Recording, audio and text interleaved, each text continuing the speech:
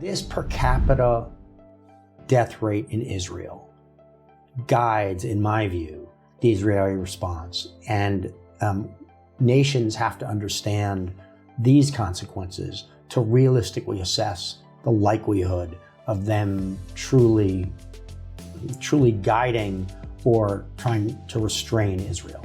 This is catastrophic compared to any historical terrorism attack in the region.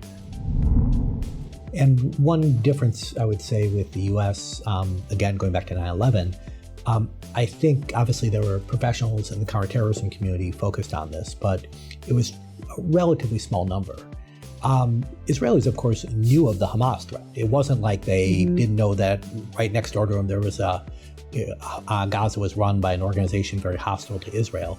An Israeli friend of mine said it's kind of a mix of 9/11 and the Tet Offensive, where it was not just a general shock in terms of the scale of the attack, but also we thought we knew the capabilities of this group, and we simply did not. Terrorists like things that work. Things that work are things they've done before. Why do they keep going back trying to blow up planes?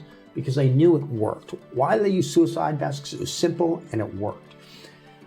Hamas at this point, core terrorist organization, but really, I think, operating much more like a Hezbollah and a paramilitary terrorist organization, which leads to time to develop tactics, a multifaceted force, and they weren't being pressured by the Israelis in the same way that an Al-Qaeda was or an Al-Shabaab was. So they're operating as terrorists when they go and kill civilians, but they're developing their capabilities much more, I think, like a military force, and I'm not sure that the Israeli preparation and response was ready for them.